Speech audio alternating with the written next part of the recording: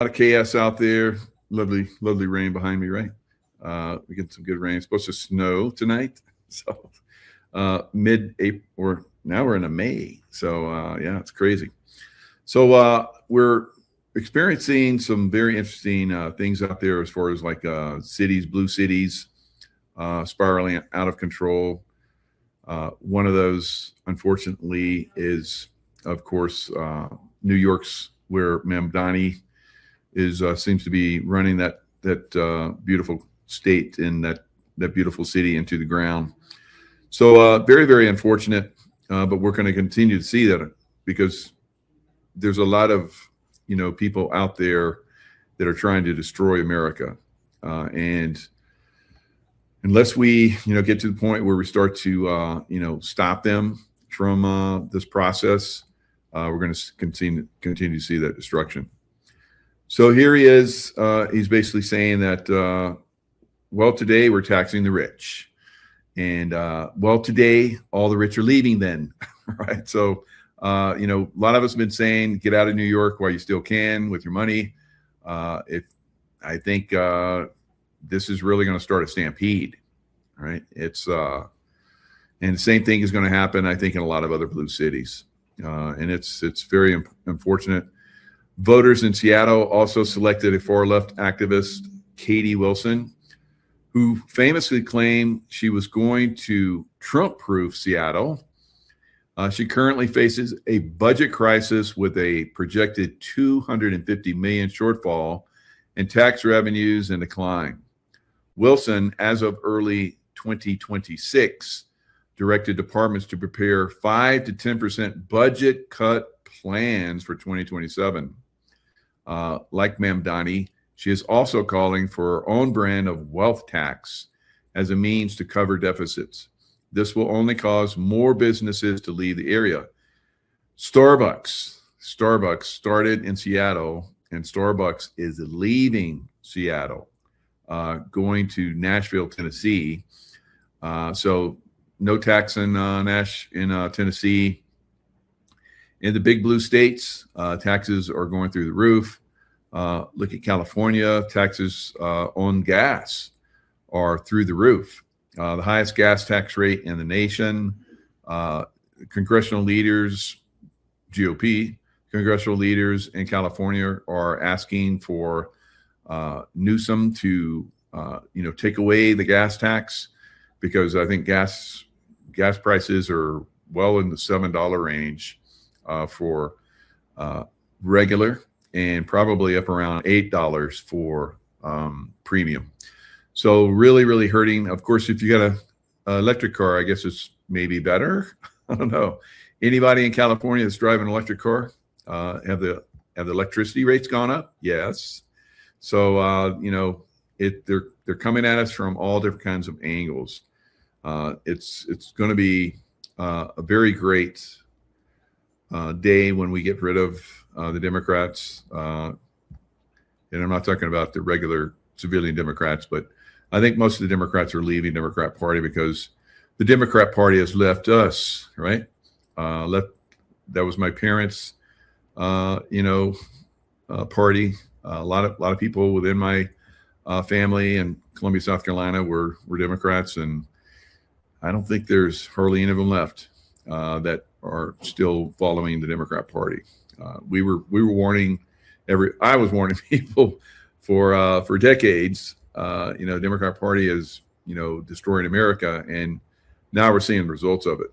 And I think more and more people are turning from it.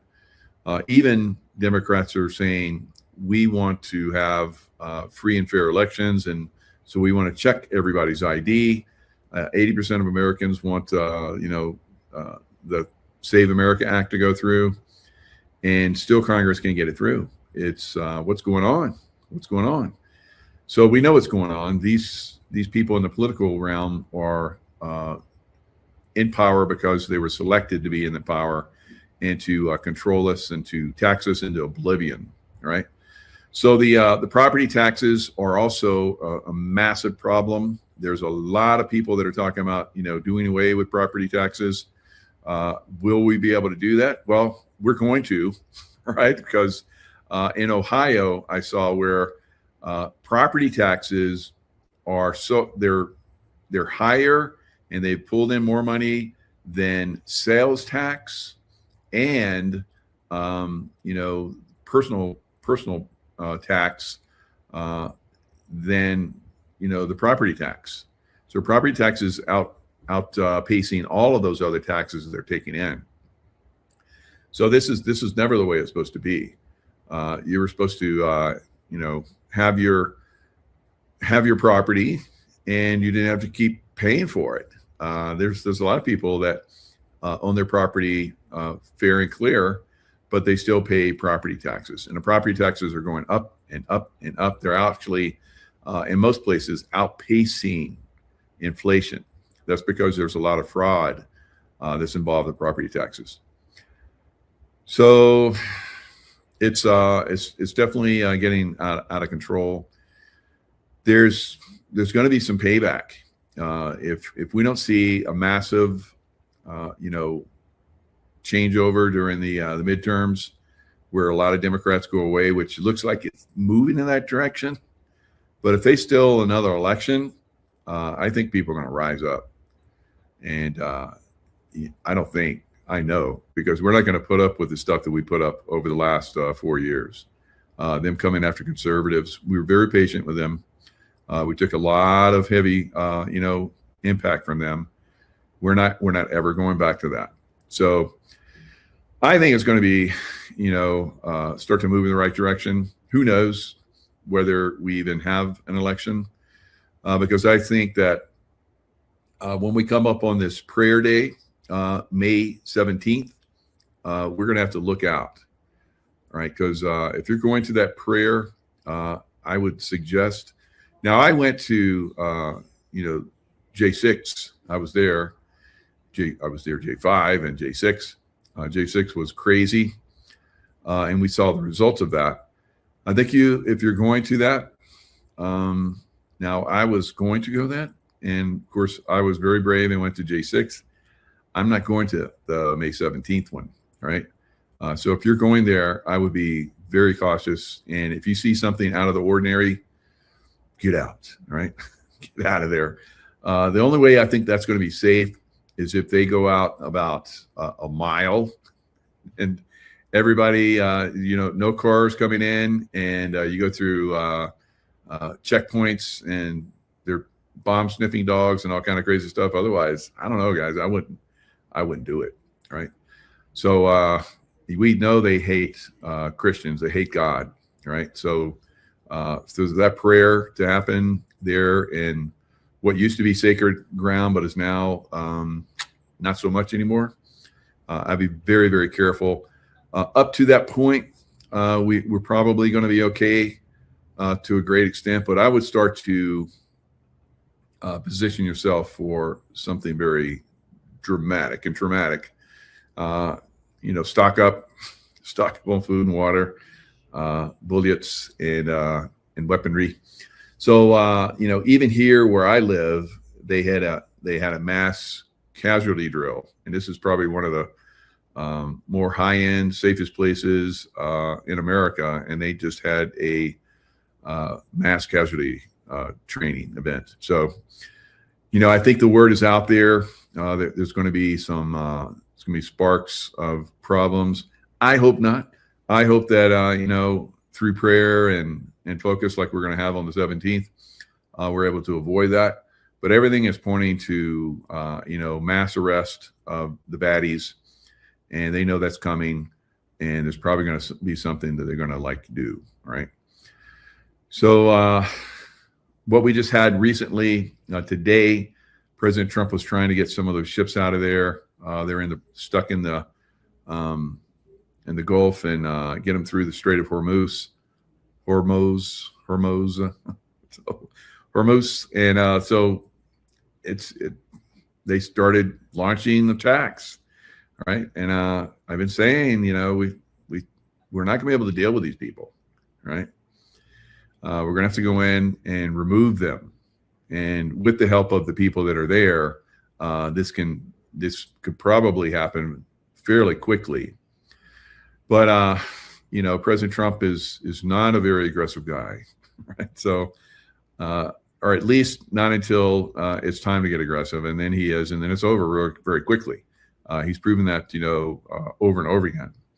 Going after ISIS, like I talked about, when I was in the CIA, I was saying, why don't we take down Mamdani? Not Mamdani, yeah. Why don't we take down Mamdani? Why don't we take down al-Baghdadi?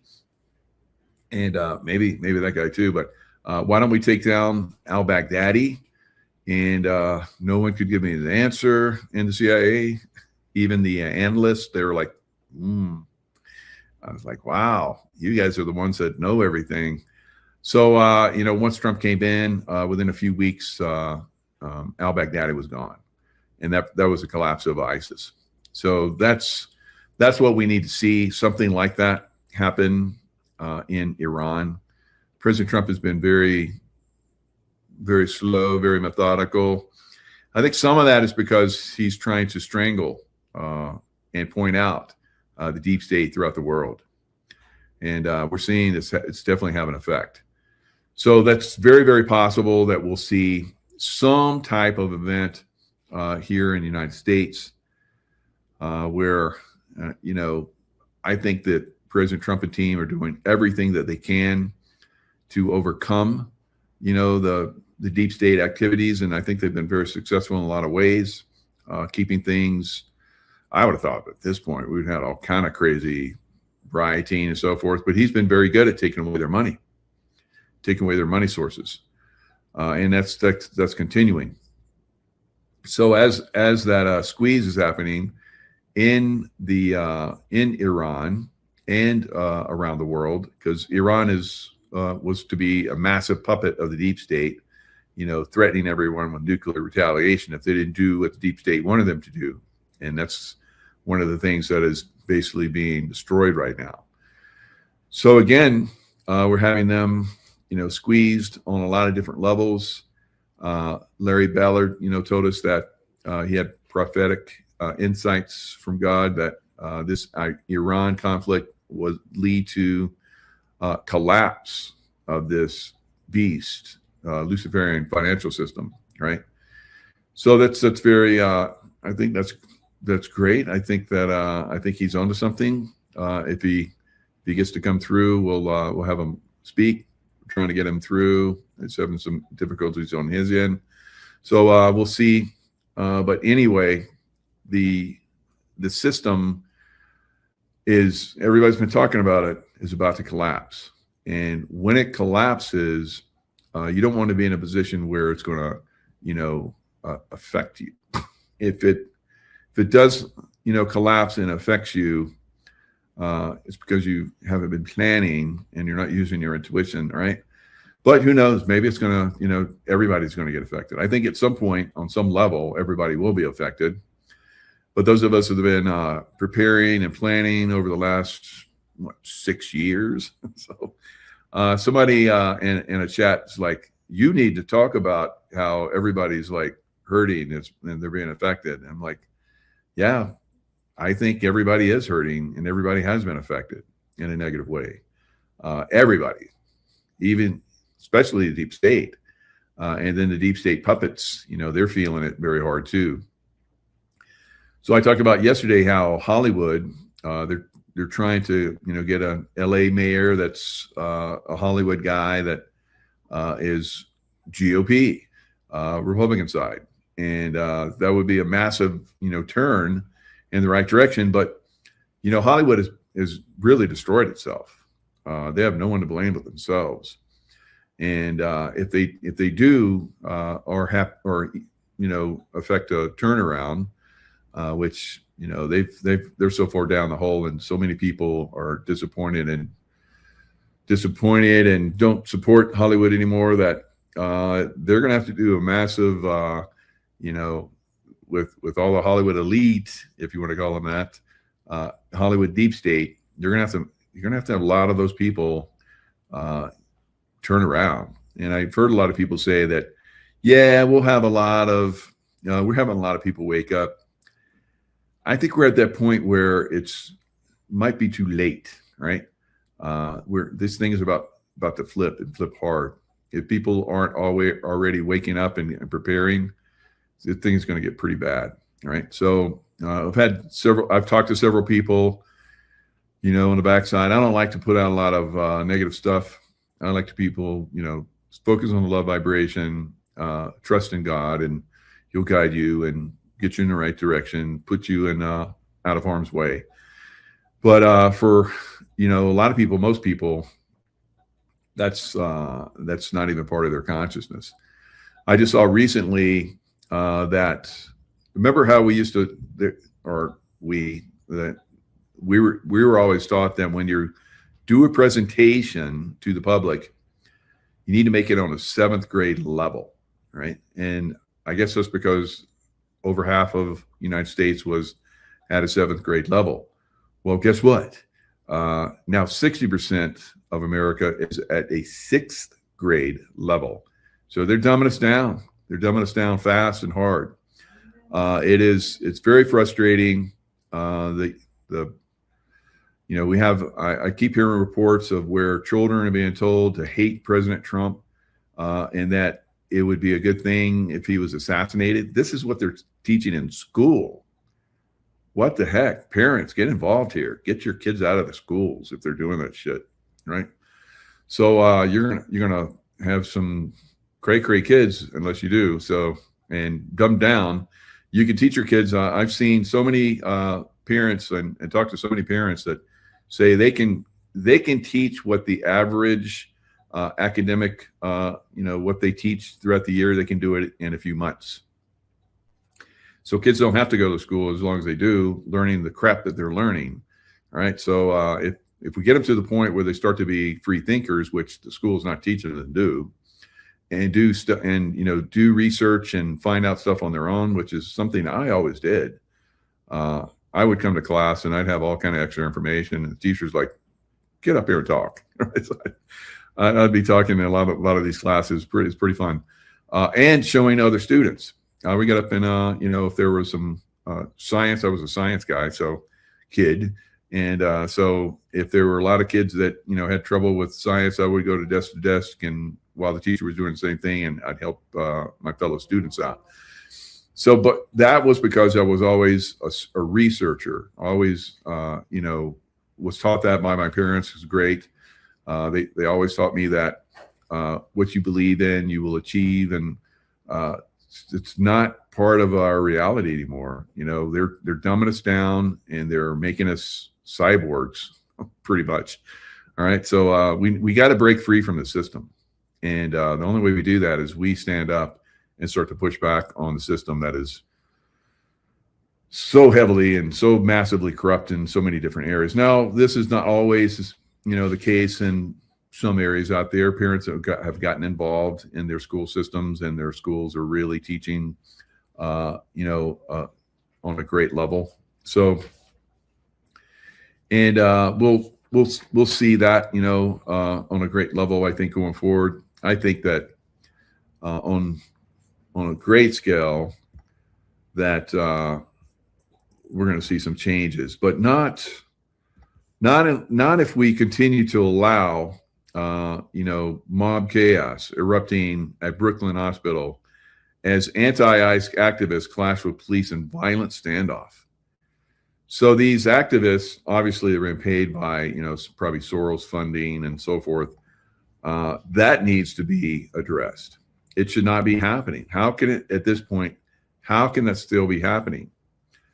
So you see these people, going against the police. The police, a lot of the people there at the medical center, the Wyckoff Heights Medical Center, late Saturday night, they said that if the police hadn't showed up, there probably would have been deaths. And the police arrested a lot of these crazy people that come in and demonstrate. And you can see them coming up and pushing on the police. And good for the Brooklyn police. I know the Brooklyn police are badasses. Most people in Brooklyn are badass. But, we're having, these crazy people, get bussed in and get paid to come in, show up and do bad things. And the police, throwing down. and they were getting pushed, and they pushed back, and then somebody came at them again. It's like if you're lucky enough that the police just push you away after you assaulted them, don't come back again, because if you come back again, it's over for you. And of course, these crazies, or they'd love to get their fellows to do that because they're videoing it, and then they put it out there that the police are attacking us and assaulting us, but you see where they did the assault first, if you get the full view. But they're cutting out where the police are being assaulted, and then they're just showing the police just come up and take people down, and then other police show up to push their people away. They're trying to interfere. I mean, all those people that are coming in trying to interfere with an arrest, they should be arrested as well. So probably the whole crowd should have been arrested. So they're being very, very generous with these crowds. I think that needs to end. All right. Now, I just saw this one video about Vlad the Impaler. All right. He got, they did a really bad, history, because I've been saying that history is going to be changed in a lot of different ways. So they came in, basically made Vlad out to be a very bad guy. All right. Dracula, Vlad the Impaler. But what they fail to mention is that when the Muslims came in, they basically raped the women and took the children and turned them into military slaves that fought other Christians again. And they had these armies that they built from Christian boys, and they sexually abused them, and made them crazy, and then just made them go into battle, and they would use them as their front forces, and they would just, like crazed people, they would just run in like these people that are assaulting police officers in Brooklyn. So I'm going to play a little piece of that. I put it up on my X. It's very insightful. It's the real history. The real history is not often shared, but if you do a little research, like I did, and like I'm doing, and sharing with you guys, then you're going to find out, that things have very definitely and very massively been manipulated. All right. So this is from Silas B.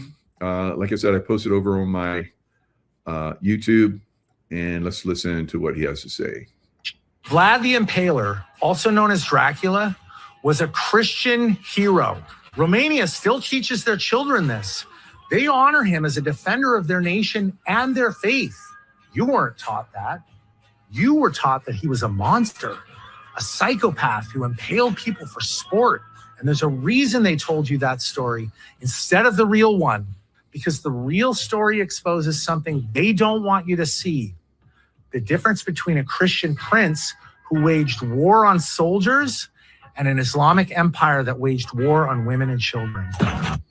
All right, so that's what we're seeing right now. I've seen this overseas, guys. I've been quietly threading this in for well over a couple decades into my stuff. Obviously, you can't push too hard on this because you get pushed back on. But we need to wake up to this. This is happening right underneath our feet, especially here in America now with that, and Europe. But we need to focus on America because we're Americans. But we love our the people all over the world that have had the same thing, where massive illegal immigration, and they're pushing that all over Europe. In fact, in Italy, they pushed it so hard that they told Meloni that if she didn't start to allow immigrants in, that they were going to cut her out from European Union. So she would get, a lot of, European Union money that comes into Italy and so forth. They're going to get that cut off. So she's like, okay, I I hate President Trump, and I hate what he's doing in Iran, and I'm going to let 800 illegal immigrants come into my country after she basically set herself up with her public, with her populace, saying that she would not do that. So we are under a massive threat from Islamic extremists again. So listen and learn. If we don't learn from history, we are doomed to repeat it.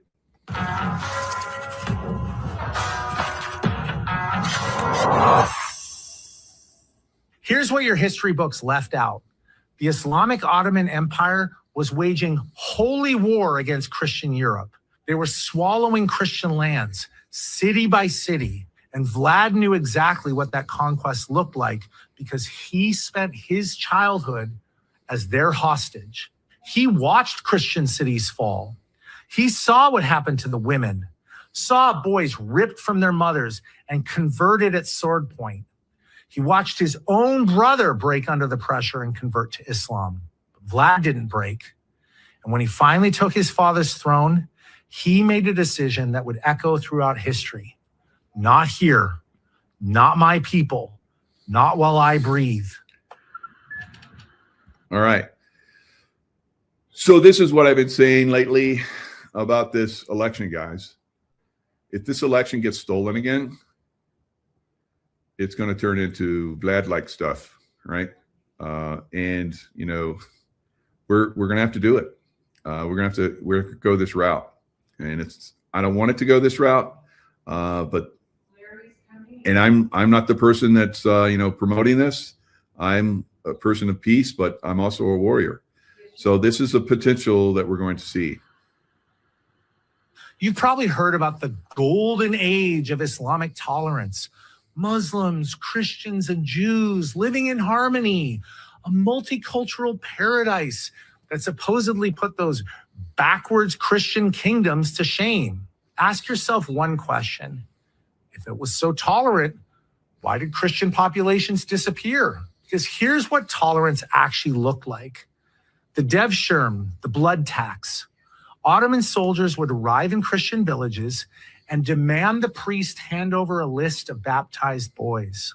Boys as young as 6, kidnapped, forcibly circumcised, forcibly converted to Islam, and trained as soldiers used to conquer more Christian lands and steal more Christian children. Hundreds of thousands of boys over the centuries.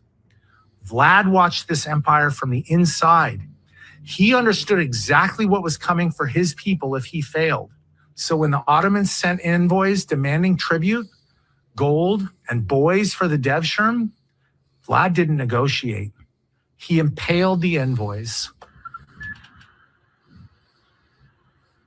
Sultan Mehmed II, the conqueror of Constantinople, the most feared military commander in the world, had assembled 150,000 Islamic troops to crush Vlad personally. Vlad had 30,000 Christian men and absolute clarity about what defeat would mean for every woman and child in his kingdom.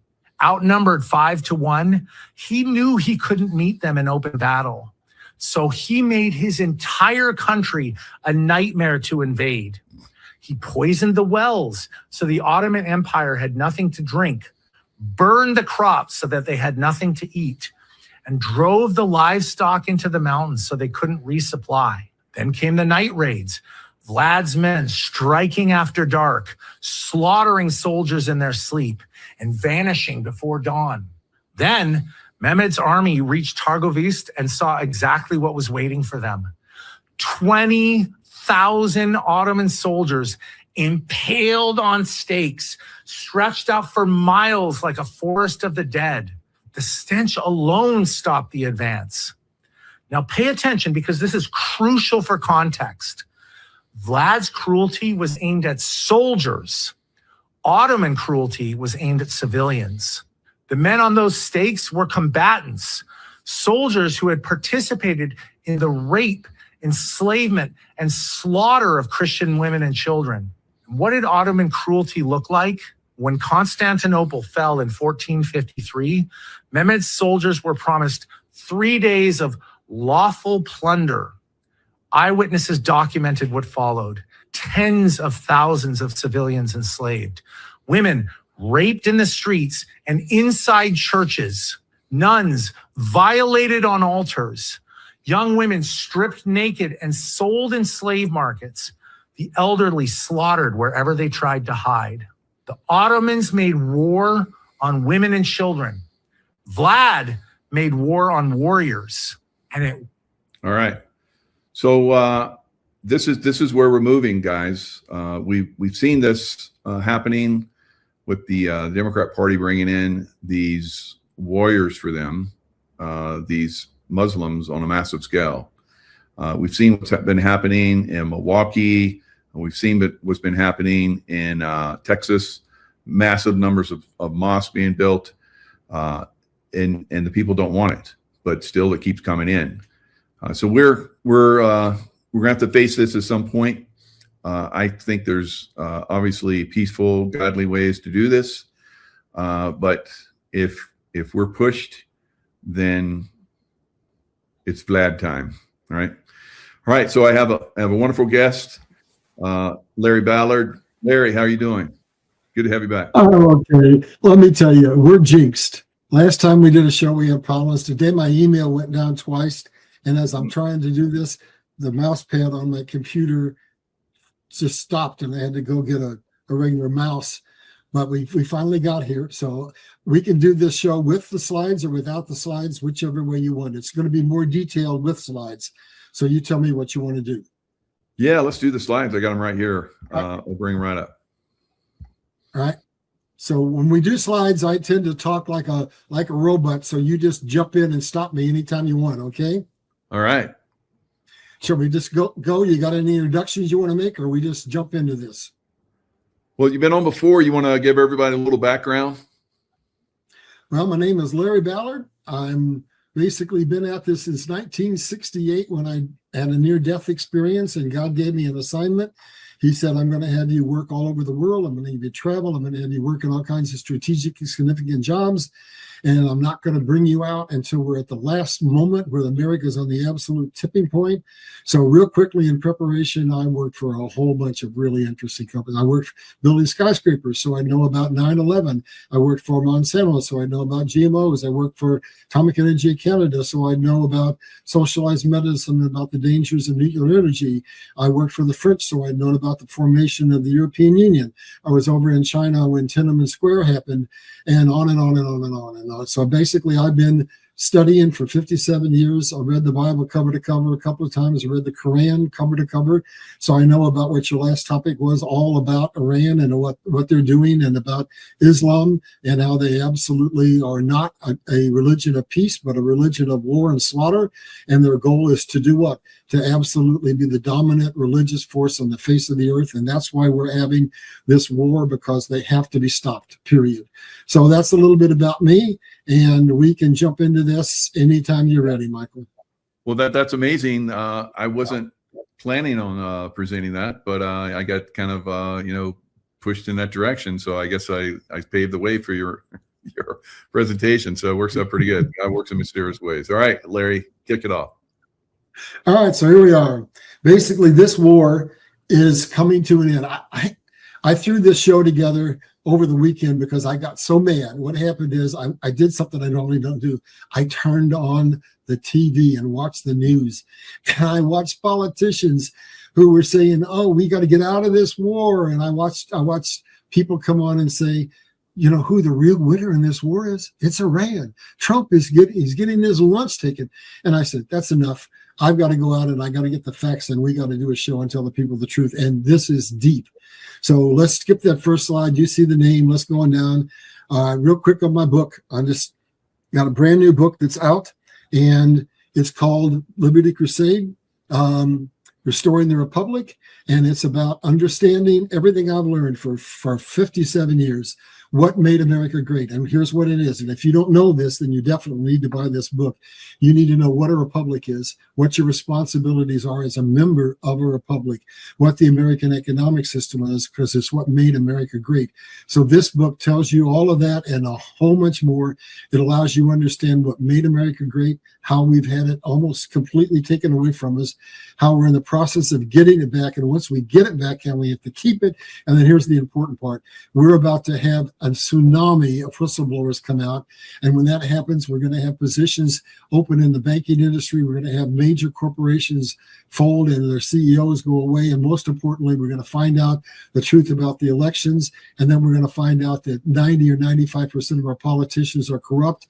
And then that's where the call, the seminal call comes that says, if you understand what our Constitution is, what our republic is, and what your responsibilities are, then you can step in and you can fill those positions and you can run for local, for state or federal government. You can go into some corporation, but we have no use for you if you're not informed and you can't bring some knowledge and value to the table. This book has been 57 years being birthed so that at this particular moment in time, you have the knowledge you have in order to stand up and be a responsible member of the republic.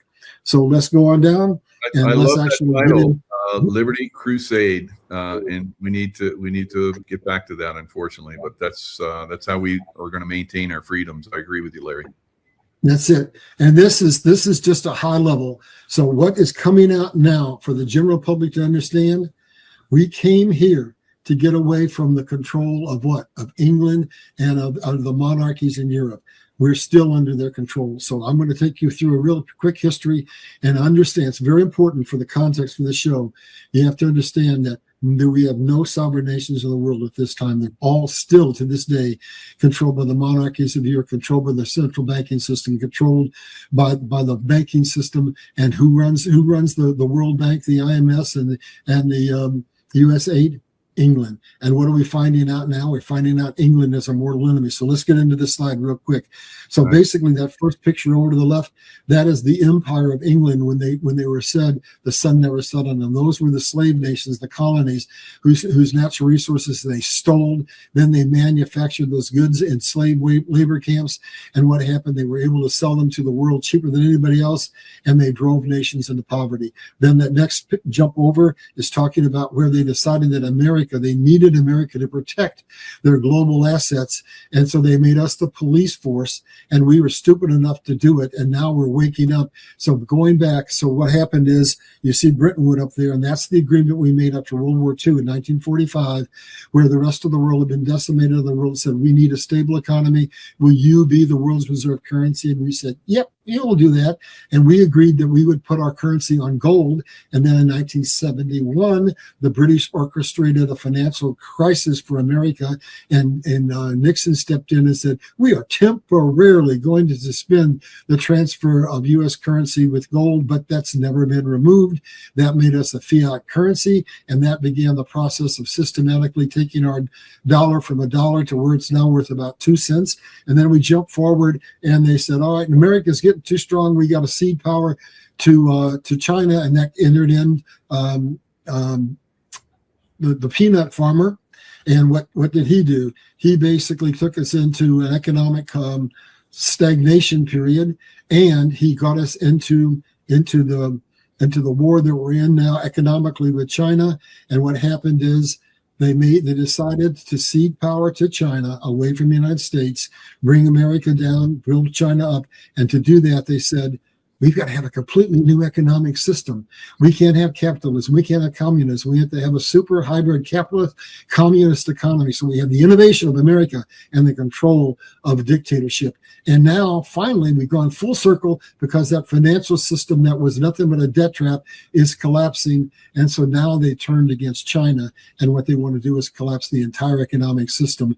And when they do that, they want to take us into economic slavery. And as you will know, kill 7.5 billion of us useless eaters who they have no use for now that they have AI and emerging technologies that can do practically anything, quote unquote, better than us humans. So that sets the stage for what we're doing. Let's go on down, and I'm going to take you quickly into history. Do you want to chime in before I just keep rambling on?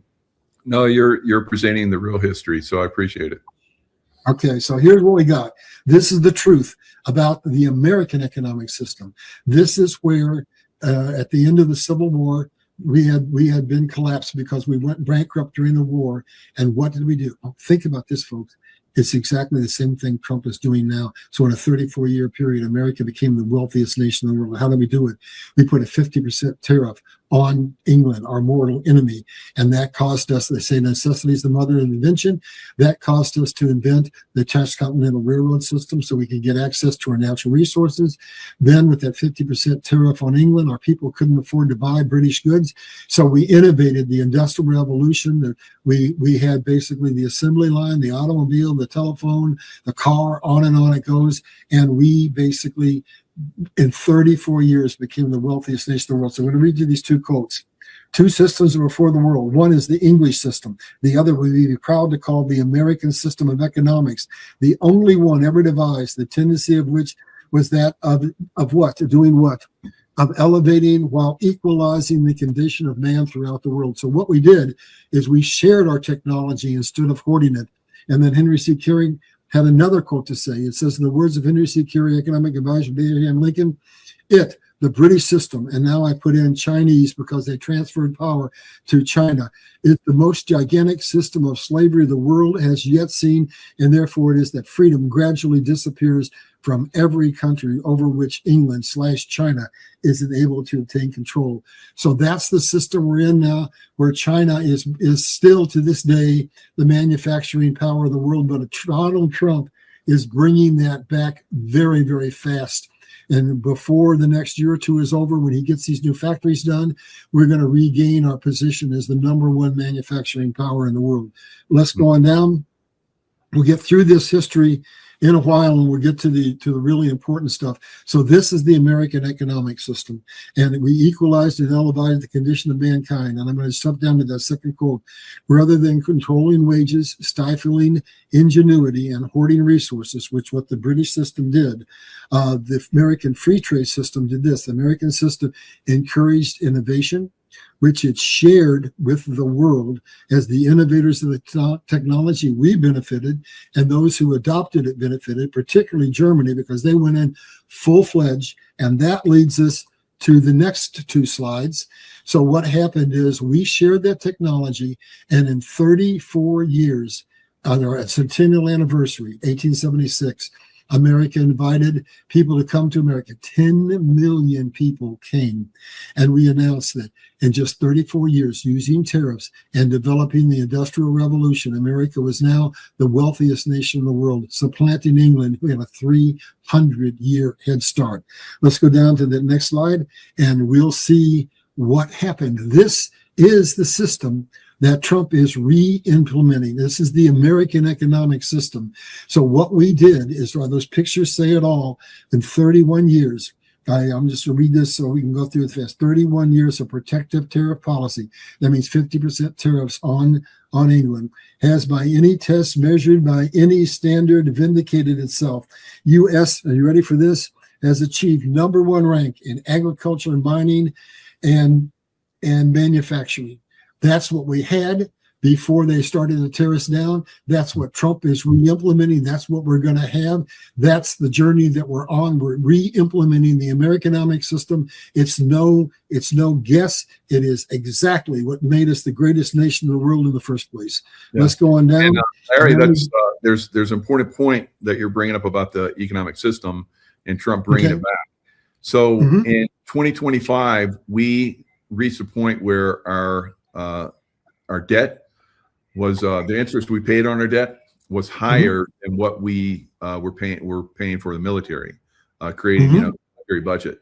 So whenever a country has reached that point, it's going to decline into a steep decline, and unless, like we're talking about right here, unless the economy starts to regenerate and create wealth, like you're talking about, we are doomed. So this is very, very important what you're bringing up. By the way, I've done some very, very detailed shows on the topic that you just talked about. This is on the high level in regards to that. But let's go to the next slide and we'll see what they did.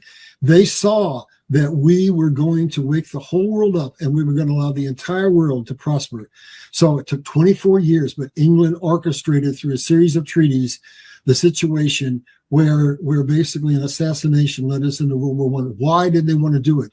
Because they had gained control over the world by controlling all the sea gates. Now, this is going to take us to what Trump is doing right now with this Iran war. And what they said is, well, they're building railroads, transcontinental railroads across Russia, going across the Bering Strait, going down from Alaska down into Mexico, Panama, into the Central America, into South America, across Gibraltar, into Africa. And if we allow this to happen and don't destroy it, we'll lose control of the world by trade. So they orchestrated World War I. They crushed Germany and they destroyed all those railroad systems, and they maintained control of all the sea gates and trade by sea and have dominated the world ever since. They turned us back, and we were willingly part of it because of our corrupt politicians. Here's what happened. We went into that war not on the side of Germany, but on the side of Britain. But if you knew the history, we were actually allies of Germany. They were the biggest supporters of the American economic system.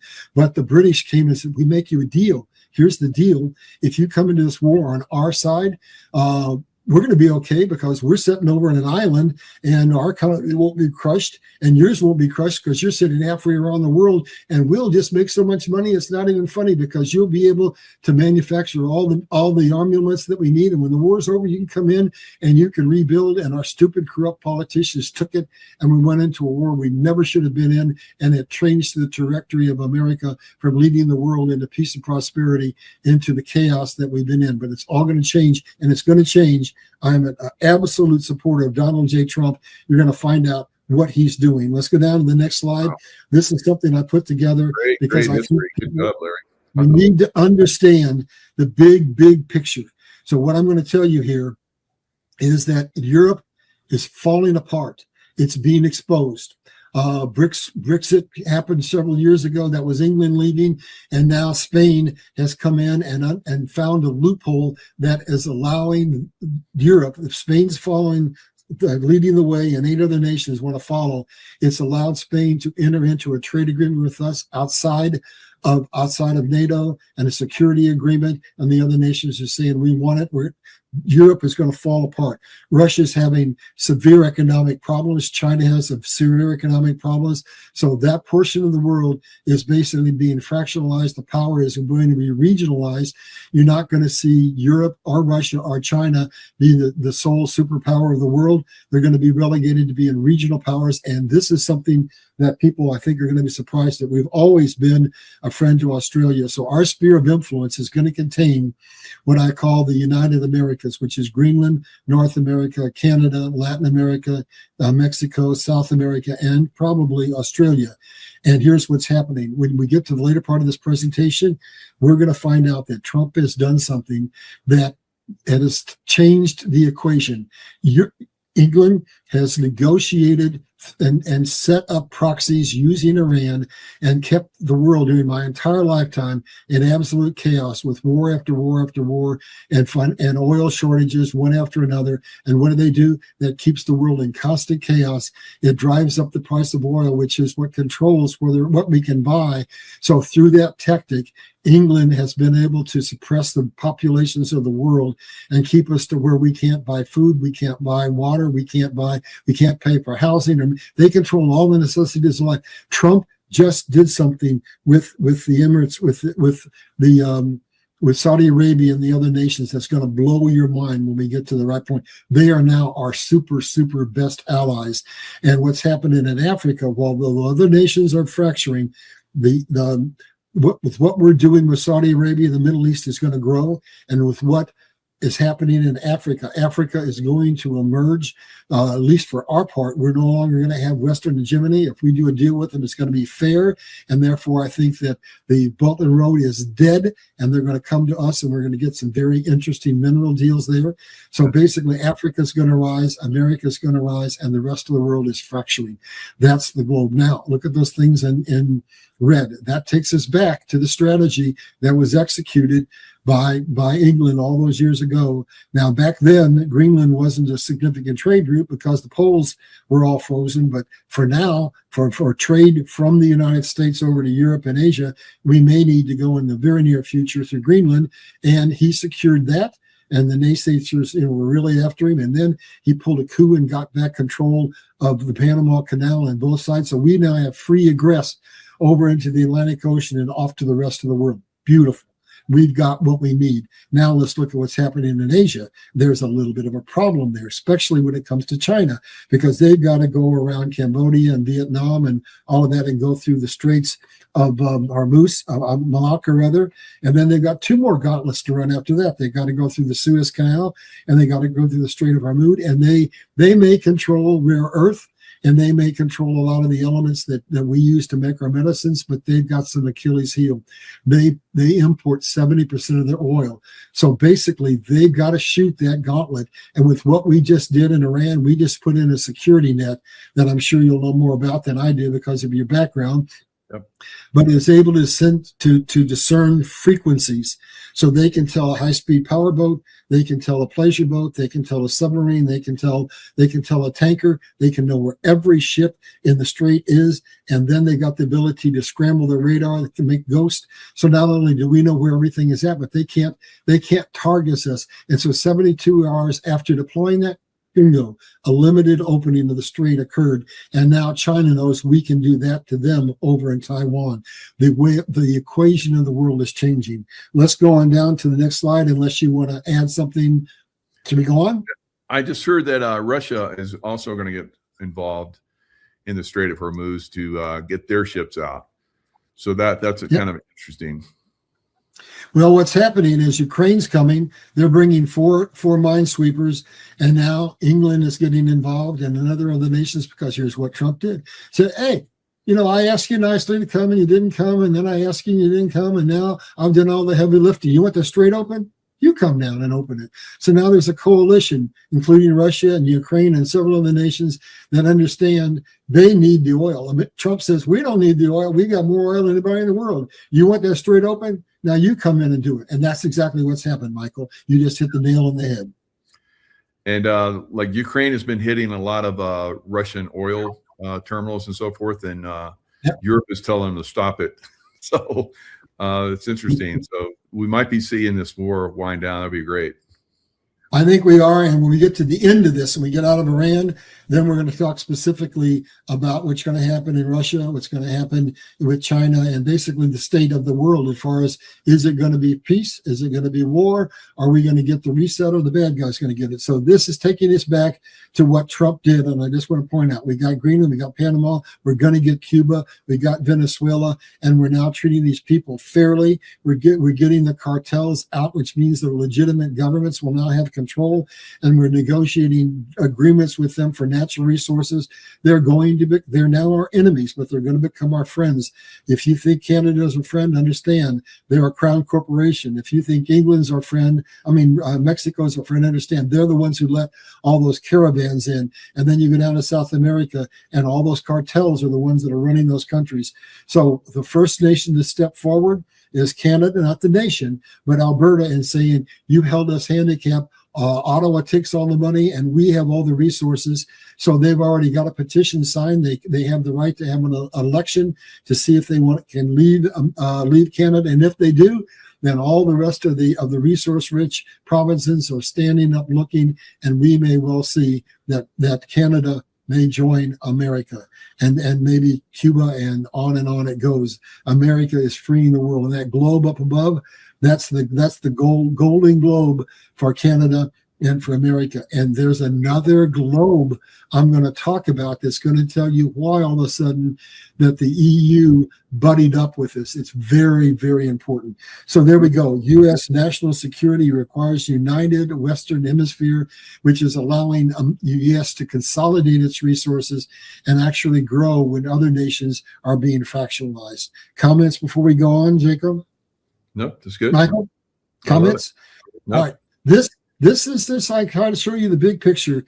So this whole war was about the nukes, but it was about much more. It was about trying to get to the bottom of the Smartmatic theft of our election and 71 other nations. So they had to get the man who did it so they can interrogate him, and we can have the whistleblowers to come out in the truth. And that's what's going to be part of what's going to give us our government back when we find out how many politicians don't belong in those offices. And then what else was going on? It's a cartel. He's basically said we're taking the cartels out and giving it the legitimate governments the chance to run it. And so in Venezuela, that was the cartel of the sun. And then we go down and we understand. I asked this question of God in 1968 when I had my near death. I said, God, He had me study anthropology, geology, sociology, everything around the world. I know we've got more oil than anybody in the world. Why aren't we using it? He quietly came back and said, it isn't time. When the time comes, we're on the precipice, then we will disclose that America has more oil than anybody else in the world, and we'll use it to leverage. So what's part of this? It's the oil squeeze that he executed against Russia, which now has been turned around, and it's the oil squeeze that he executed against China. But guess what? He didn't cut them off completely, because then when it come into that war, what he did to Russia, he says, you know what?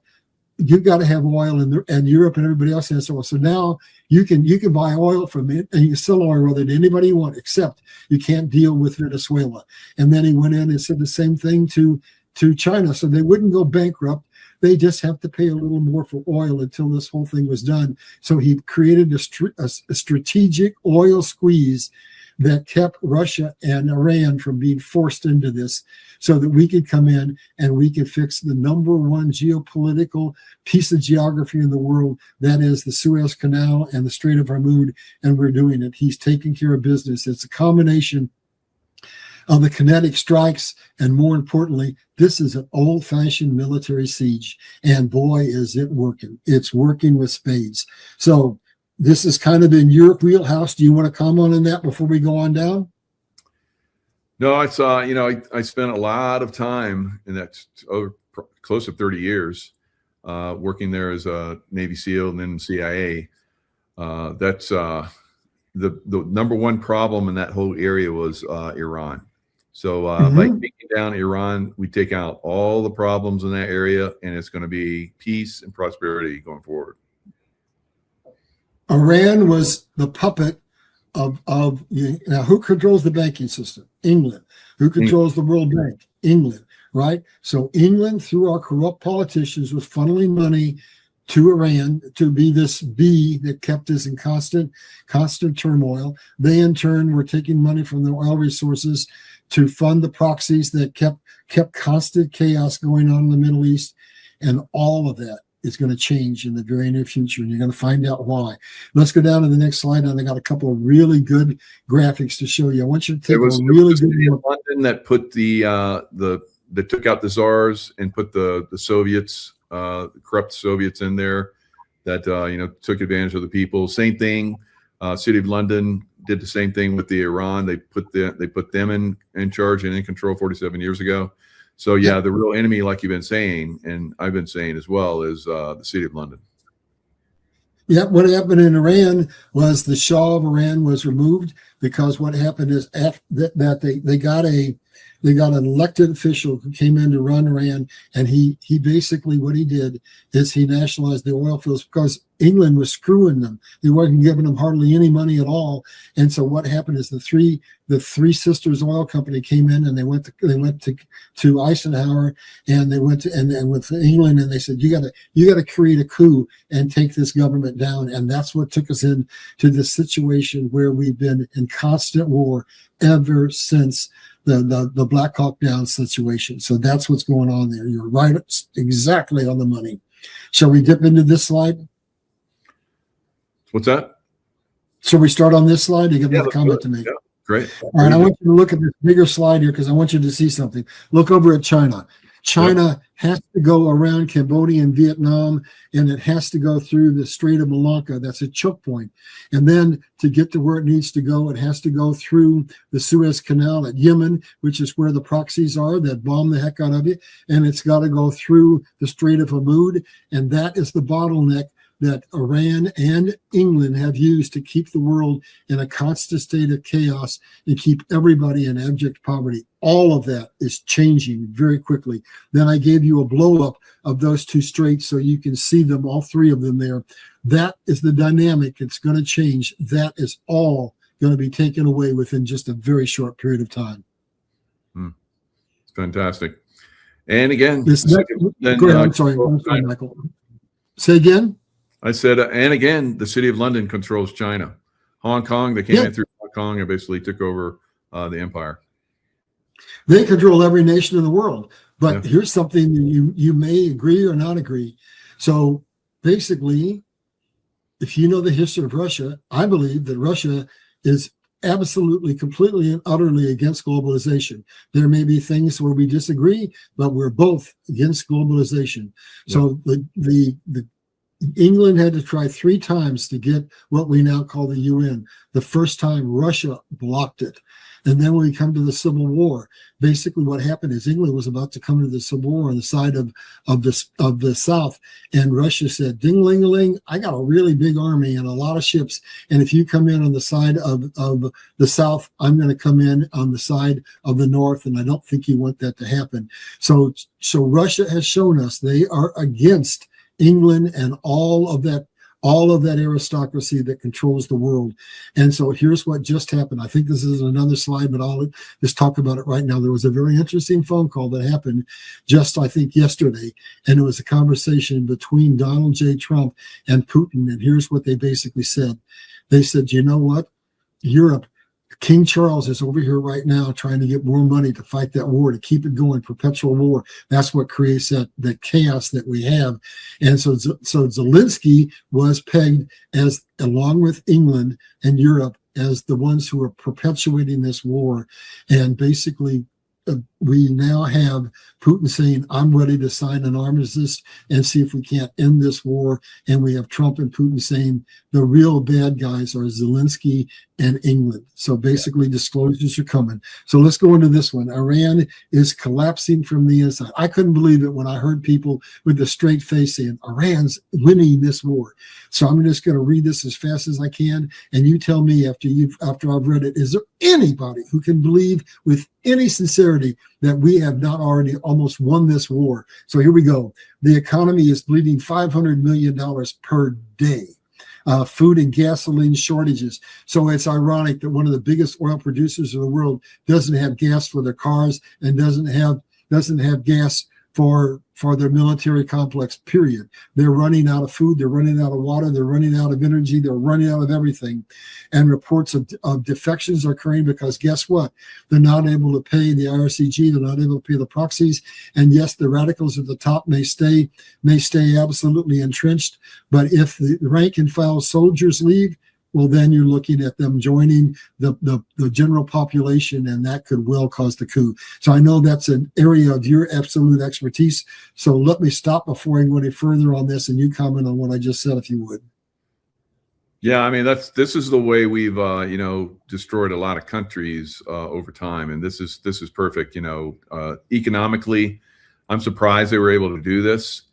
We did the same thing to the Soviet Union and collapse the Soviet Union. We're doing the same thing to Iran. I think the Soviet Union, or Russia, no longer Soviet Union, thank God. And they're free from the deep state. They're free from England. And that's why Europe wants to attack them through their proxy, Ukraine.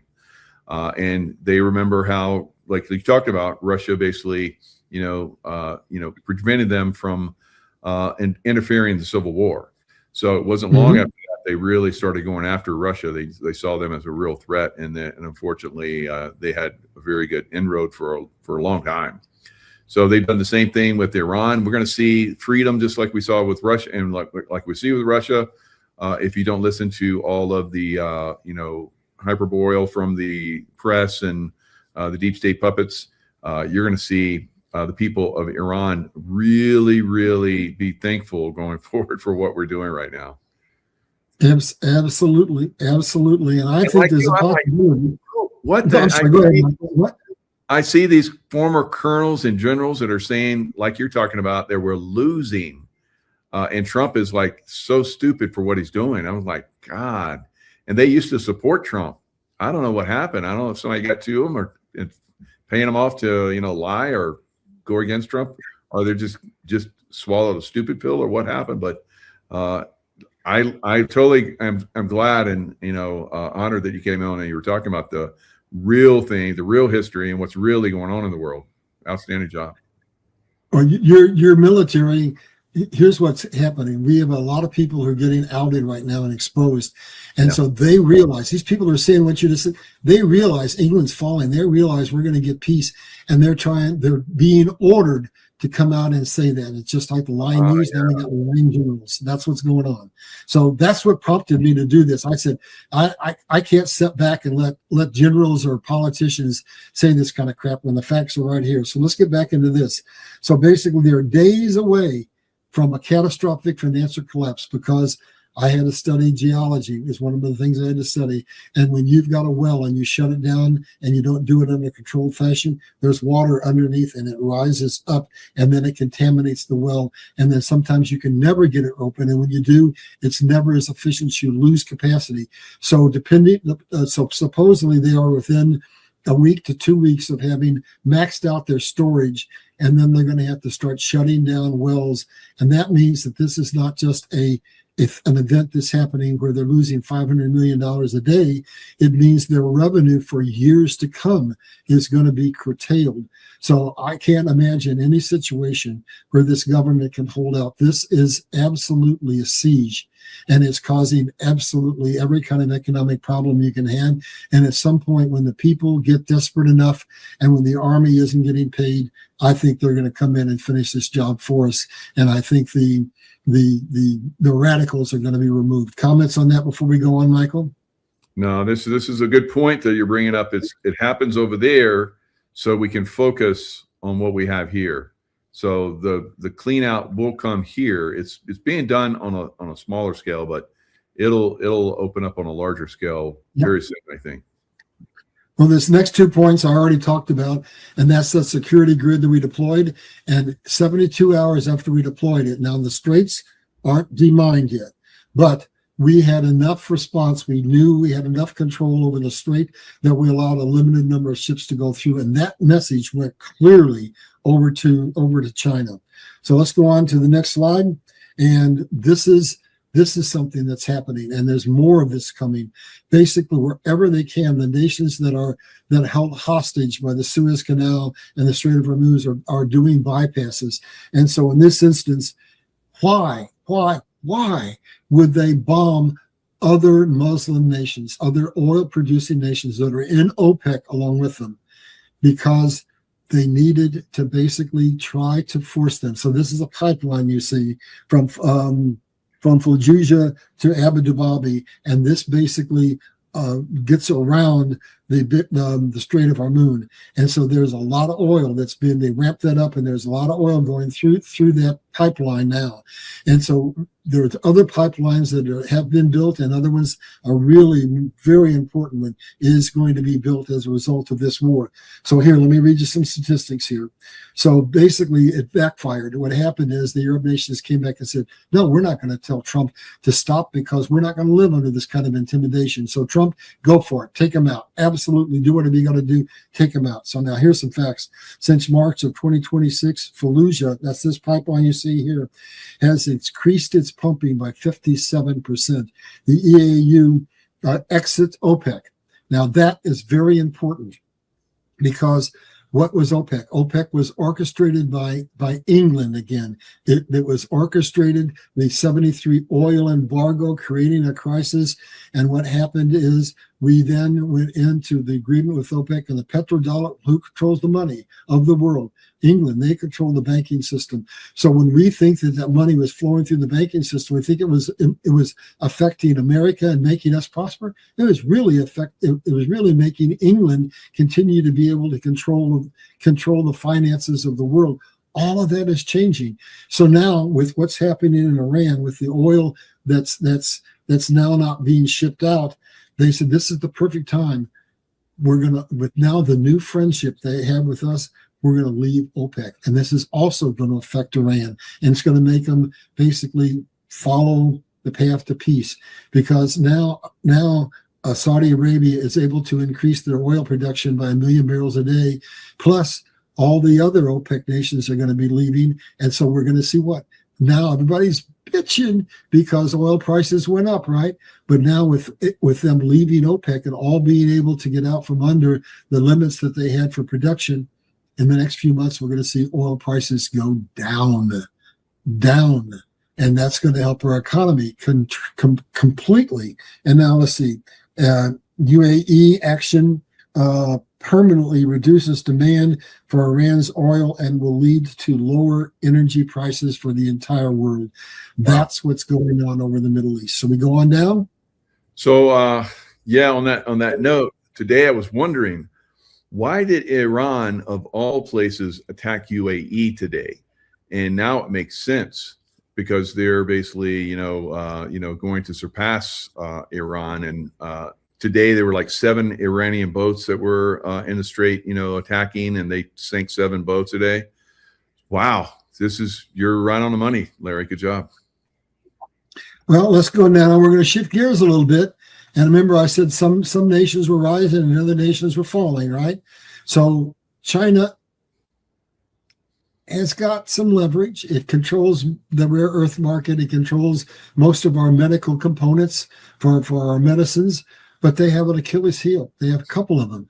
They import 70% of the oil, and they got to go through those 3 gauntlets to get over there. And now they know. Now China now knows we can shut them down anytime we want with the technology that we've demonstrated to the world we have. And they're got to be reevaluating their calculus for invading Taiwan, because now they know they can't come at us asymmetrically with hordes of drones, because now we've got our own drone that flies into the swarm, emits an EMP, and all the little drones just drop to the ground or into the ocean.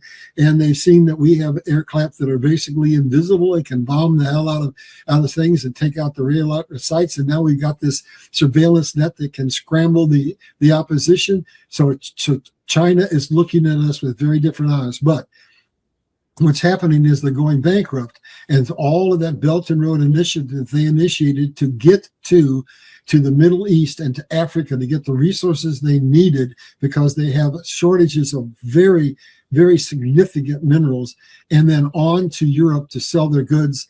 That's all falling apart. Those projects are falling apart. They don't have the money to fund them. And then in addition, the nations of Africa has found out it was nothing but a debt trap. They build a bridge, they build a highway, they build a seaport, and then they drive those nations into financial default and say, thank you, we're taking over the seaport. Thank you very much. So now if America will come in and actually not commit Western hegemony, but help these nations, we're going to get a chance to go down and get resources, or up and get resources from Canada, from Mexico, from Latin America, from South America, from Australia, from Africa, from all over the world. America rising is the theme right now. We are going to be restored. We will not come out of this as the sole superpower of the world. We're not going there anymore. It's going to be a monolithic, and it's going to be America at the top, but then seats at the table will be provided for Russia, for India, for China, and for some other nations. But we're still going to come out of this as the big dog, and we're still probably going to control 50 to 60% of the world's trade with US dollars. That's just what's coming. So basically, China is in a situation where it is being weakened by the day. And what built China, that money that flowed in, is now flowing to the United States with a promise for $18 trillion. And now we're going to find out some things in the next couple of slides. We're not going to be handicapped where we can't build those factories. We're going to get some amazing things. This next slide is really, really important. This is when I came across this and understood this. You want to talk about playing checkers versus playing chess? This is absolutely master chess. So I'm going to put some pieces together that I don't think most people have put. Remember, it was October 7th when Gaza got blown up, right? You know what that was? That was another 9/11. That was an excuse for a war. That was an excuse for a reclamation project. And what happened is Trump stepped in and said, hey, I raised my hand. We can't let this happen. We need to give a home for the Palestinians. We need to rebuild Gaza. We'll make it a Riviera. We'll come in and we'll build golf courses. We'll build skyscrapers and yada yada. Well, there's more to it than that. There's a whole lot more. This is going to make America one of the strongest nations in the world, and along with it, our new allies, all of the Arab nations. So what's happening is, in order to get that agreement to rebuild Gaza, they birthed the Board of Peace. And the Board of Peace long-term is going to replace the UN. And we're going to get out from under England. We're going to get out from the UN. And we just basically pulled out 5,000 troops out of Germany. We're going to get out of NATO. And we're going to get out of all the global governments, entities that control us, period. And this is the vehicle that's going to make it happen. So we're going to rebuild Gaza, and then now talk about getting rid of those choke points. What you see there is something that was conceived by Modi of India a couple of years ago, when it was held up when everything happened in Gaza. But now with this war, it's absolutely right back on the table, and I believe it's going to happen, and it's going to make America and Saudi Arabia and their allies absolutely rich. So that first dot you see there, they're leaving from England by sea, and they're going over to the edge of the Strait of Hormuz, but they're not going up the strait. They're going by land up through Saudi Arabia. And where is that land portion terminating? In Haifa, in Israel, and right by Gaza. So now here's what's going to happen in Gaza. But before I do that, then it comes sea in, and then by sea they go to Europe. And so that is the chain: 2 links by sea, 1 link by land. And basically, here's what it contains. It is unbelievably technologically sophisticated. So it's called the IMAC, and that stands for the Indian, Middle East, European Corridor. So it's a trade corridor that bypasses all of those booby traps that China has to run right now. So here's what it is. IMAC integrates rail and shipping routes from India through Saudi Arabia and Haifa, and off to Haifa and to Israel, and on from there to Europe. And here's what it incorporates. It incorporates a digital payment system. And guess what? If America is funding that, whose currency do you think it'll be paid in? You think it's a pretty good bet it's the US dollar? So basically, that's a banking decision that you see be made there. So it incorporates digital payment system and custom systems, AI controlled. So let me tell you what's happening there. It's bulk oil. Crude oil cannot be shipped in a container. It's too big in volume. But refined oil and petrochemicals can. So now they can take those refined chemicals, the gasoline, etc., and they can put them on rail cars, and they can ship them across from India over to the mainland. They can put them on rail cars, and they can ship them up, and then they can put them back on boats again. And having an AI, this is technology coming from Elon Musk, an AI custom system. It's bam, bam, bam. You scan those railroad cars, you offload them onto the ships, bam, it's done in no time flat, highly efficient. And the payment system is automatic. Everything is automated, and let's go down. And then there's a bonus for the very nation that's obstructing us. So who did not join? Stay on that slide. We're not done, not anywhere near done. Stay on that slide. So who did not join the Board of Peace? Ostensibly, England and most of the European Union, because they still want to try to keep control of their trade, right? So here's what's happening. We're giving them an invitation they can't refuse. So they have a serious energy crisis, right? So within that, there's more. We're going to be taking at the point that the oil comes out of the ground and converting it to hydrogen, clean burning hydrogen that can now be transported in those cargoes. So basically now we can transport finished oil and gasoline right through that corridor. Isn't that amazing? And then we go on down and we're going to rebuild Gaza and develop it under the Board of Peace, controlled and operated by Donald J. Trump. And we're talked about insurance and how England outed itself when Lloyd's of London says, we're not covering a single ship. And Donald Trump said, we'll cover them. Well, that didn't open the strip because the cost was too high. It was $352 billion. But he did get enough commitment to go forward with this project. And under the Board of Peace, you'll appreciate this as a military guy, he's going to have a private security force of 20,000 men to safeguard that corridor so that basically the risk can be done so that they can benefit from it. And they expect that under those circumstances, it'll be 40% faster than shipping to the straits and 30% cheaper. And then the operations costs, guess what? If Congress gets up and says, no, it costs too much money, the answer is Trump is a businessman and you got to pay $1 billion to be in that corridor, and then you pay a tariff fee, which is basically a toll, and enough money is going to be realized to pay for that 20,000 man army and to completely pay for the project. So it'll be self-funding. So we're going to shut the mouths up of our obstructionist politicians, and we're going to basically make a deal to China they can't refuse. Because here's the last part of this: when it leaves the mainland and goes to Europe, it carries something critical that England has, that England, well, Germany in particular, and France have to have. They have a severe energy crisis because Brussels forced them to basically get rid of their grid and go on the Green New Deal, which is absolutely ineffective unless you happen to be sitting in the middle of a desert. And so now it contains fiber optics and undersea cables that'll be planted, and high voltage cables that are going to take all of that energy that's created in those deserts where it's truly efficient and send it to Europe. And so that's going to eventually force a situation on England where they can either starve to death because of energy costs, or they can join this pipeline and this logistics system as well.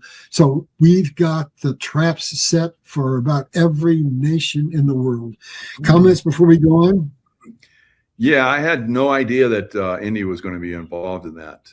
So that's incredible. And I see you're showing it going through UAE, which is proving itself right now to be pumping the oil and away from the British Empire control system. Now over to Greece. The European Union destroyed Greece, and they could come back and be powerful again. I'm sure they like that. So this is a fantastic map. Now over to the private man security. I worked for Blackwater in the early days when Bush was still in office. When Obama and Hillary Clinton came in, they destroyed Eric Prince's Blackwater. So that is a possibility. If you get the right group and they're backed by the right people, you can have a private security force that's more effective, really, than any military. They're not controlled by the obstructionists in Washington and in England and in the Vatican. They're paid for by Donald Trump's Board of Peace with a singular objective: reduce the risk factor so that this pipeline, this logistics system, can operate cost effectively with very little risk. That's what it's all about. Perfect. Very, very well said. Going down, and we're going to see it all comes down to money. So basically, these three things have to happen for IMAC to be realized. The U.S. political system has to support it. And how we get them to do it? We say it's going to be free and it's going to do all these amazing things. So you better not stand up and oppose it. And then Israel is backing it because guess what? It's going to be the new Riviera. It's going to be the central hub for logistics for the entire world. Look at that network that I just described. Think about the billions and trillions of dollars going to go through Gaza and through Israel. You bet your bippy they're going to want to be a part of this. And the Gulf states, they're entering into some incredible deals with us. So they want to be involved. So all three of the nations that are required are going to be there. And basically this holds the promise for the Middle East peace, for the execution of the Abraham Accords, leading to global peace and prosperity, order out of chaos. America financially restores itself, does what it did in the Industrial Revolution, leads the world into a technological revolution, and we basically help the rest of the world to come back and have financial prosperity, which leads to peace. Because Eisenhower said, is there any man, any woman, any child that doesn't understand that the principal cause of war is economic disparity between nations? We're going to wipe that disparity out. All nations are going to have their currencies reset. The first world nations' currencies will decline. The second world nations' currencies will increase, and we'll all meet in the middle and we'll all be happy. That's what's happening here. Fabulous. All right, let's go down. So basically now a lot of people are afraid of BRICS. Oh, BRICS is going to collapse the dollar. It's going to cause the bonds. We're going to have some trouble with bonds, but it's not going to be what you think, because let's dissect BRICS. Oh, it seems to me that they might have a few problems of their own. It seems like Russia, now pretty much sovereign, has pulled out, and India is siding with us, and they pulled out, and China has a whole bunch of problems. So who's left? Financially strapped Brazil and financially strapped South Africa and a host of smaller nations. So they don't have the leverage that people think they have. So basically what's going to happen is BRICS is going to find out one day that we have more gold than anybody. And when the time is right, Trump's going to put that queen on the chessboard and he's going to say to America, today, there's no longer a fiat currency. It's a gold-backed system. It's backed by a bucket of commodities. And now we have basically taken the BRICS card off the table. And America has now proven that we're the nation that the world needs to do business with. And here's what's going to happen. America has plenty of gold. And America is reclaiming its manufacturing prowess. Give us 2 to 3 years and we'll once again be the largest manufacturing in the world. And I need to stop. And there's a saying that says, who controls money controls the world. Well, you got to start at the genesis. How do you get that money in the first place? You have to control natural resources, which Trump is going all around the world getting. He's got resource deals with Canada, with Greenland. He's got one with Venezuela. He's got one with the Democratic Republic of the Congo. He's got one with Australia, and there are many more to come, right? So he's giving us the natural resources. He's giving us the ability to rebuild with $18 trillion coming in to rebuild factories, and with an investment bank coming in that I'm going to talk about a little later to make sure that Congress can't say, well, we're not going to fund this or fund this. We'll say, forget it. We'll do it ourselves. And so we're going to get these factories built and we're going to become the number one superpower. Only America is in a position to create a new industrial revolution, tapping into the 5,915 patents that Trump made available. And here's what's going to happen. We're going to have a slow, gradual movement away from dependency on oil. And go to hydrogen. And then from there, we're not going to go to nuclear, in my opinion. What we're going to do is we're going to free up the truly free energy technologies that are in those 5,915 patents. And when that happens, not only are we going to basically get rid of the Fed with the new Fed chair that's coming in, and is going to be Trump's man, and is going to lower interest rates and basically reduce the amount of money that we have to pay to cover this huge national debt, but there's going to be more that's going to happen. Basically, America is going to get control of the entire economic system of the world.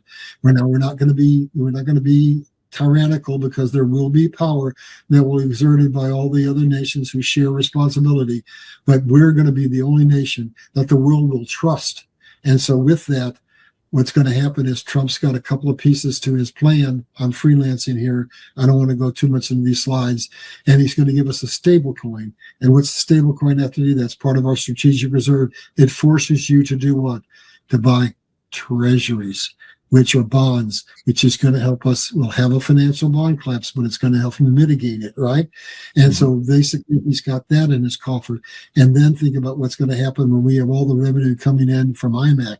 So bottom line is, America is also going to have a banking system, and I want to hold that off until we get to the right place. So IMAC payments rail will be denominated in US dollars. And then he said the last card here on this slide is America will be the crypto capital of the world. So now let's analyze that. There's 2 to 3 billion people in the world, in India and China and other nations that aren't banked.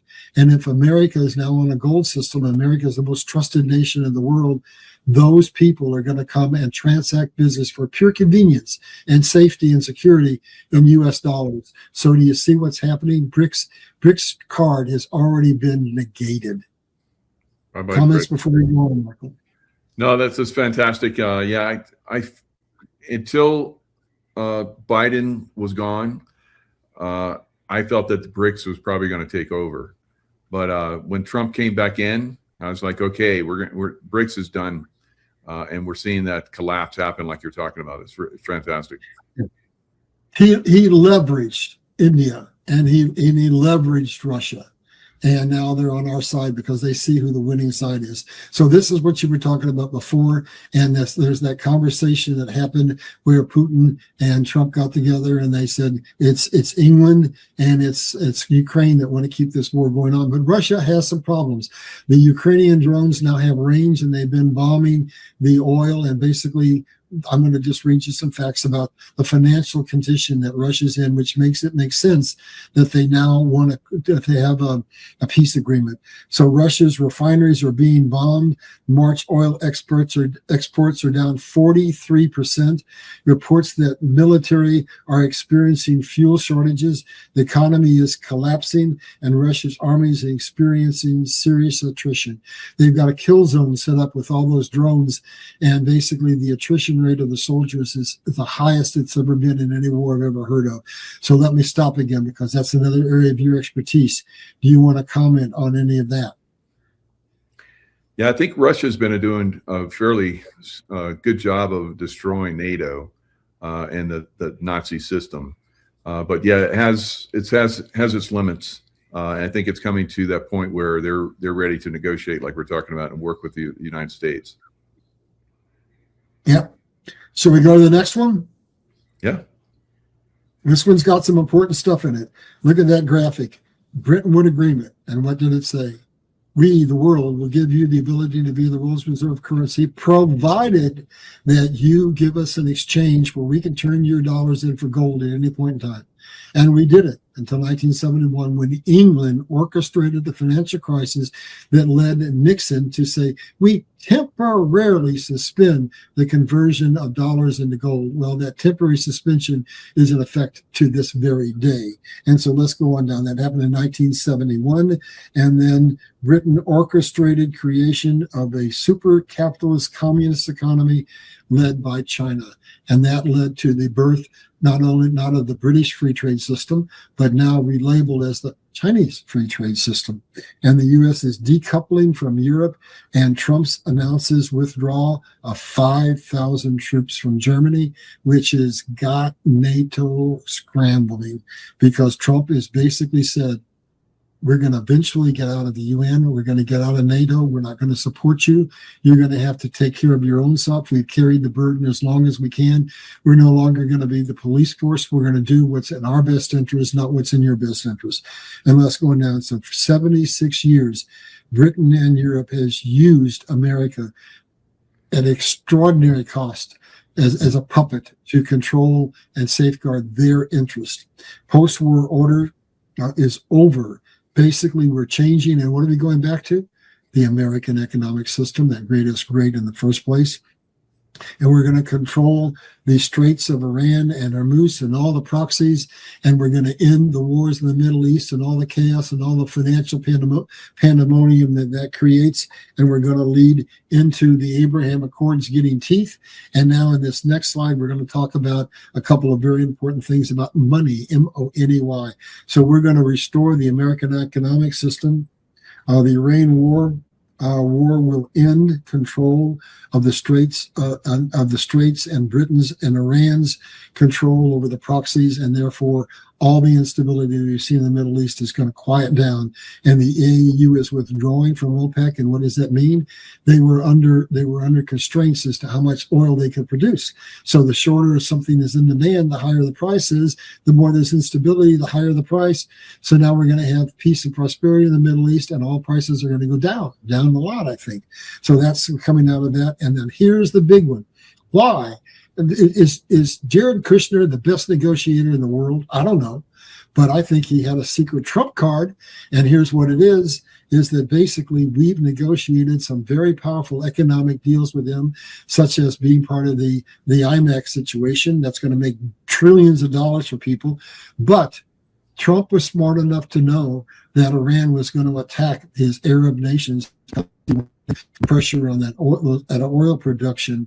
So what did he do? The unthinkable. This one caught me off guard. We've got the dome that we're creating over Canada and the United States, right? There's the Iron Dome over Israel, right? Well, what he did is he created an Iron Dome over the Arab nations, and they received more missiles than did Israel, and we shot them down. And that solidified our relationship with the Arab nations, with Saudi Arabia. Now they are our bosom buddies, and Iran is their mortal enemy. And they said to Trump, don't stop, take him out, take him down completely. So that was something that I truly didn't expect. That one surprised me. And then we go on down, look at that black graphic down below. This just happened in an announcement at the White House. U.S. Department of Defense Office creates a strategic capital bank. So what that means is we got $210 billion that are in that bank that say, we don't have to go to Congress. If we've got some kind of really significant technology that we need to get out, we'll get the ball rolling and we'll bring in private capital, and we will not hold up the deployment of this $18 trillion worth of factories. We won't have to go around the regulations. We'll be able to have the money. We'll be able to go right to the juggler. And Trump says, you give us $1 billion and I'll get your factories built. Now we have the money to circumvent Congress and to get it done, so that $18 trillion is no longer a promise. It's actually happening, because the other thing that happened is that money was coming from the tariffs, and basically he got the Supreme Court to say you can levy a 15% tariff on every nation in the world as long as it's the same. And what's that mean? That means this tariff is no longer something that could end tomorrow if they kill Trump. It's no longer an executive order. It's codified, means it's long term. And now those promises are going to turn into real money coming in to build real factories. And let's go on down to the last thing on here. Rebirth the American economic system and bring back America's greatness. Not just make America great, but make America greater than it's ever been, and lead to the reimplementation of the American economic system and peace and prosperity. Comments, Michael, before we go on? Yeah, this is fantastic. Puts me at peace with a lot of stuff that I was kind of confused about. So it all works very well. Good insight. Good insights from God. Thank you very much. And actually, I'm going to say something. I did another show. That one slide I showed you with all the straits and everything. Mm-hmm. I used a map almost like that, and I finished the show, and God said, "Ha, you think you told the story?" And that's when he dumped all this on me. And I just had to go out and get the facts. So bam, there it was right at the end of that show. And I had it. And I spent all weekend. I got up on Saturday at 4:30 in the morning and started researching. It didn't stop till 2:30 in the afternoon. Wow. And then the following day, I put the slide presentation together in 2 days. So here we go. We're now going to go to China, because we got to see that all the superpowers are going to be brought to heel. So China is basically in deep donkey dong. And if you look at them, I think they're going to have to absolutely rethink whether they're going to attack Taiwan. Japan has seen them as a predator, and over the last few years, they've developed their military, and they are one smart cookie. And they have a railgun. Only first nation in the world to have a railgun, and that's a mortal weapon. And so basically, they are a strategic force to be worried about.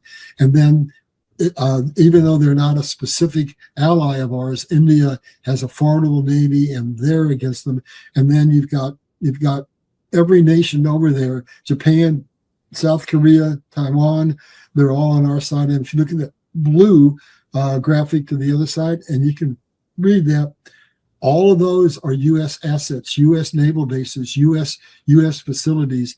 And now what's happened over the last 2 or 3 years, where China's been threatening to attack Taiwan, we under shipments that were made that were somehow or other kept from surveillance, we have loaded that island up into an island fortress. Wow. And now they are virtually indispensable. They have long-range missiles, and it's only about 120 miles across that strait. With the missiles that they were given, they can strike all the coast of China, and that's where all their infrastructure is, where all the ports are, in a matter of seconds, 0 time to respond. And if they try to attack Taiwan, they now have been given the weaponry that says that any amphibian vehicle coming will be blown out while it's in the water before it ever lands. So they're going to have to think really hard how important it is to attack. And if I'm right, and if actually Xi Jinping is on our side, I think this is just bluster to keep the world all upset And I don't think, personally, I don't think it's going to happen. I think the calculus has just changed. So we're almost done. So I see this next slide coming up, and this is my summary slide. And then there's just one last one. So this is what I think Trump has orchestrated with the events that started with Venezuela, and then so that he could create the oil squeeze, went over to Iran to create the war, went down and negotiated deals with the oil producing Middle East nations, and then got the permission to rebuild Gaza and to build this absolutely incredible logistics channel so that we can take back control of the world, and they can no longer create this hostage situation that Iran and their proxies and England have been creating. So what comes out of this? National security for the United States and the world, removal of the nuclear threat from Iran, and establishment of secure trading routes so that the world can now trade with assurances that trade is not going to be turned against them every other day by some kind of an orchestrated crisis. Establish secure trade routes. Honest elections, that's going to come up partly out of Venezuela and what we found out with the election fraud there, and secure borders. So as we get control of our relationships with Mexico and with Canada, the borders are already pretty much shut down, but we're now going to have to get those people who refuse to assimilate, who came here. And what did Maduro say? This was really telling. Maduro said, well, I just did what Biden told me to do. We put all the people that were in insane asylums, let them out. We allowed all our criminals released, and we sent them to America as a gift to basically destroy America from within. So the world realizes America is too strong a military power to take exclusively from without. But if they can have an insurrection within at the same time, then maybe they could take us down. So all those people who are fighting ICE, you need to put your heads on, spin them around from the backwards to the front, and you need to say, we got to get these people out of here. They're an army of incursion. And then we've got sovereign currency coming, because we're going to go to a gold-backed system. And if you don't have sovereign currency, you don't have a nation to be sovereign over. If you don't have a sovereign border, you don't have a nation to be sovereign over. And then we're going to get back control, leadership role in manufacturing and trade. And America is going to merge, basically first restoring its financial capability, its manufacturing capability, and its industrial prowess, and then help the rest of the world, just like we did following the Civil War when we invented the Industrial Revolution. And now, folks, this is your last chance to buy this book that tells you what made America great, how we lost it, how we're getting it back, and how we're going to keep it. And for those of you who got my first book, I'm sure you probably already bought this one because you know how good it was. This one, they're telling me, is even better. And all you got to do is click on that QR code. It'll take you where you can buy it. But if you don't know me and you're skeptical as to whether you should buy this, then just click on that QR code. It'll take you to my website, and I got a gift for you. I've got a chapter that you can read for free in order to decide if there's any valuable information in here. And here's what I'd say to you. If you think the information I do in these shows is valuable, then why would you wonder if whether the information in my books are valuable? So please, we are now at the point where we need an army of people to stand up and fulfill the roles of citizenship and step into the positions that need to be filled as we extricate our enemies from those positions. Please stand up and stand for the Republic, be a patriotic citizen, and play your part in restoring America and restoring the world. Michael, that's it. I'll turn it back to you for final comments. I always have to apologize because when I do one of these, it's a rip, and I just talk and talk and talk and talk. I love it. Yeah, incredible information, Larry. Like I said, I feel much more at peace with this information that you revealed from God. It's amazing. You're like me. You get a little download, and you're just like, it's, that's it. It's amazing. Well, that's something we have in common. We both get downloads from God. I mean, I couldn't do anything I do if He doesn't first point me. He makes me do the research, but he tells me where I have to go and what the problem is and what the solution is. Then all I have to do is go get the facts. And that's what I did here. He gave me the download on Friday, and on Saturday at 4:30 in the morning, I was up doing what I was told to do. That's it. That's amazing. So yeah, definitely guys, help support Larry. Go to larryballard.com, get his free download, check it out, help him out, buy the book. I'm going to buy it after this. I'm looking forward to reading it, Larry. I love that title. Sorry. definitely where we need to be right now. If we don't, get involved, the link's in the description right now. The show notes. You guys want to jump over there and grab those. And Larry, thanks so much. Great information. I know it was kind of like you said last minute, I want to do this. I'm like, let's go, let's do it. So you jumped right on. Thanks so much. No, thank you, Michael. I am really pleased that we got to meet one another. And oh, by the way, thank you for having your people patch me when I was in all that pain down there. So I'm talking to them. I'm not ready to start marketing that product yet, because frankly, I need some money to hire somebody to help me do it. But I've logged it in the background, and I am going to do it. Well, that's great. So thank you. We'll I just wanted to say thank you until you get the opportunity to, go further. So we're going to help you out, because there's no reason to be in pain these days. You're really focused on your work, and sometimes you can't make all the income that you want, but I hope everybody will come in and help support you. It's very important. Well, thank you, Michael. We'll look forward to doing another one soon. God has given me some incredible downloads. I've put some stuff together that are on that bond crisis. We can do more on that down the road if you want.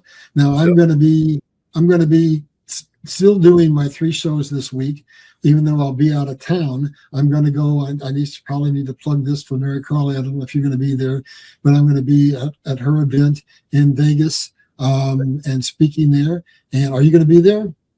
No, we have another event we're going to in Hawaii. Oh, that's right. I remembered. Tracy told me about it. Congratulations. I'm a little jealous. Don't get a sunburn. Wear a hat. I'll do my best. I got some good, very good, high quality, natural sunscreen. So there you go.